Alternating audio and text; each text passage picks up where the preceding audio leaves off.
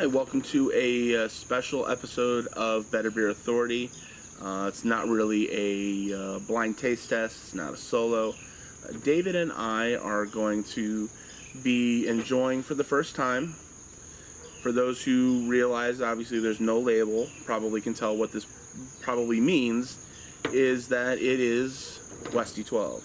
Or, you know, Westvleteren. I know I've heard many different pronunciations, so I have to give a very big thank you to the guys over at the Hop Shop and the Loyal Dog over in Lindenhurst, New York. The gentleman, JR, that I worked with, I did a trade with him. He hooked me up with this bottle, and go check them out. I will put a link to the Loyal Dog, which is a craft beer bar there. I'll put a link down below.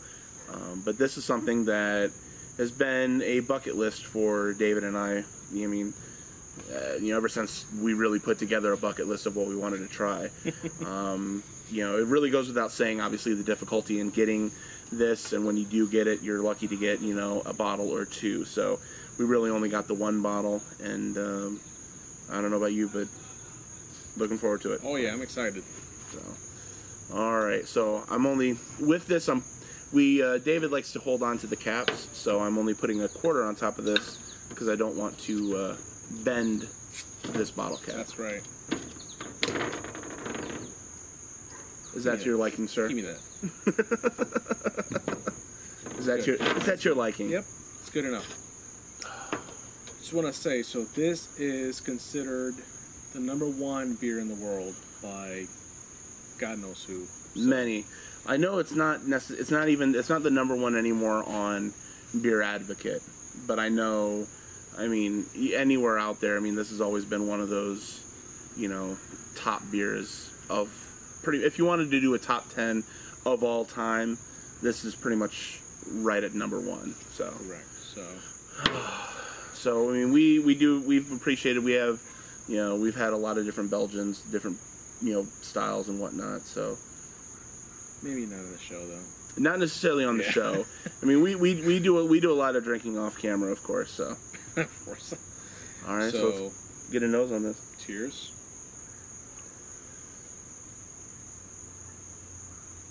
I'm not picking up a lot. Get some sweetness. Swirl it around a little bit.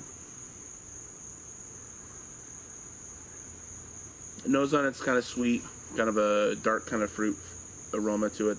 If anything, I'm pulling. Slightly, very slightly. Yeah, it's very minimal from then. Maybe you should snort some. Right, just stick it up my nose. All right, let's take a drink. All right. Cheers, man. Cheers.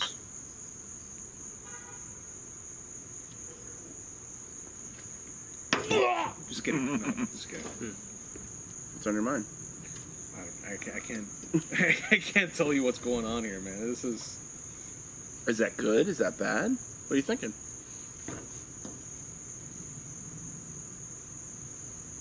I get that sweetness. You can tell with something like this. You obviously have to use some sort of a, dark candy sugar.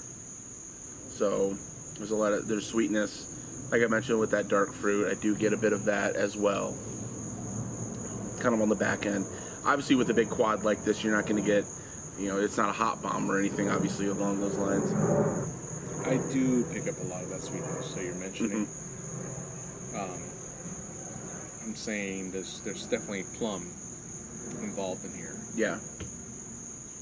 And I can definitely pick up a lot of sugar.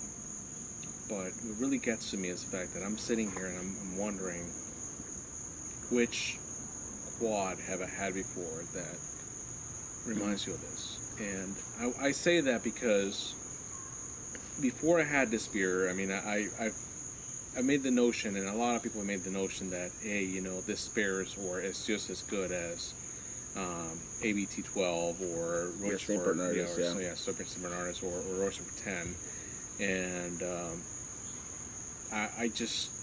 I'm trying to remember if those beers taste just as good as this. I've had plenty of quads, for somebody from the BBA who, we already gotten complaints that we don't really review a lot of Belgians. Exactly, but I drink a lot of Belgians on my own time, and it's very good. It really is. I mean, it's so well balanced. It's so drinkable, and it's dangerous because what's the ABV on this? 10.2. That's this does not drink like that. I just want to kind of just chug it here and just be like, man, can I get another one? But yeah, it's not that easy. Well, if I can get another one, man, I have to wait. Who knows how many months to try and land another one. Years even, maybe. If I get one of my own, I'm not going to tell you guys of that. I'm just going to shut myself in my closet and just drink it on my own. There you go. Yeah, because there's a lot of complexity you can pull from, whatever their malt bill is. Obviously, there's a lot with that going on.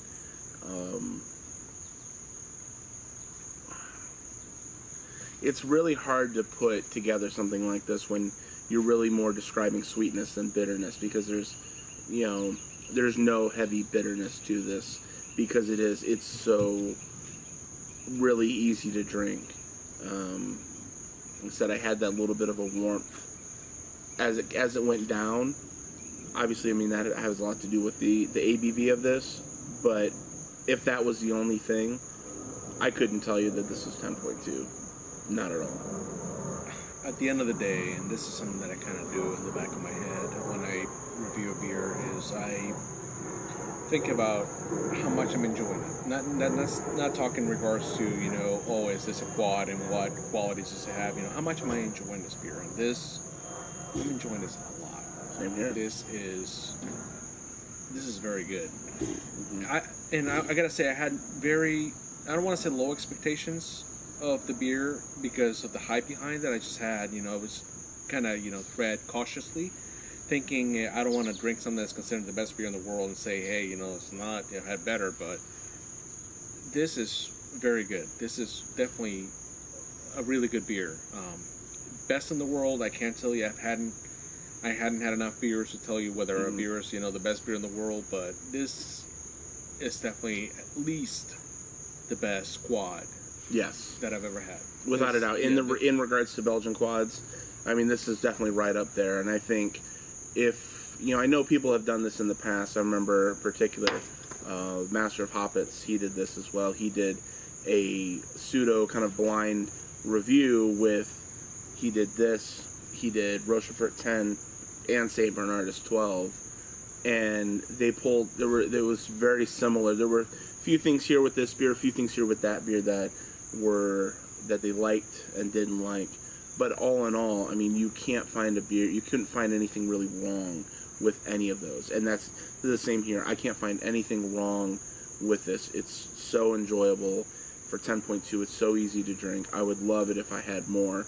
Well, I can tell you something that's wrong with it. You can't have any more of it right now. That is what's wrong. If anything that's wrong with it is that it was only 11.2 ounce bottle and only one of them that I was able to get. So, if I had to give this a rating, I'm with you. I mean, it's a great beer, without a doubt. If I were to probably have this blindly, in all honesty, I would probably give this a 9. I don't necessarily think I would be giving this a 10 on the BBA scale if I were to be doing this blind. But damn, I mean, it's for a quad that it is. It's a great beer. I'm gonna stand with you there. I mean, if I had another bottle, wink wink, then maybe I would give it a 10. But at this point, it stands as a 9. I would have to go back and drink some of the beers that I discussed earlier. So, St. Bernardus Heavy Tea 12, or whatever the F you want to call it, or Rochefort 10, or any other major quad that people go nuts for. And I can tell you, hey, this is something good. I mean, I've had those, and I can tell you those were really good. This one I'm really enjoying, but if I had the other two, and I can tell you, which one is better, then maybe I can have a better idea. But I did not want to mess my palate in that aspect. But this is very, very good beer. Definitely best Belgian quad that I've ever had. 9 from me on the BBA scale if this was a blind taste test. But excellent beer. So definitely a treat. I'm glad I was able to get this. I'm glad I'm able to check this off my bucket list. I don't even have to ask would I have this again. I would definitely have this again. and yeah, I'm really glad I was able to finally get my hands on this and try it out. And hopefully, if you have tried this before, I'd love to hear what you think of it. You know, I'd love to know if you've, you know, had this opportunity to try it, or if you're getting it, if you, what lengths have you gone to get this? Because I had to trade for, you know, I had a 2013 bottle of Surly Darkness, amongst others. But that was probably the big one that I had to trade for it. I was willing to trade for it. It was worth it because this was, like I said, you know, one of those, you know, few and far between beers that you're going to come across. So for us, if we had to give it a rating, it's going to be a 9. Like I said, let us know in the comments what you think of it. For David Martinez, I'm Andrew Lewandowski. This is your Better Beer Authority. Cheers, guys. Cheers. Better Beer Authority. Better Beer Authority. Better Beer Authority.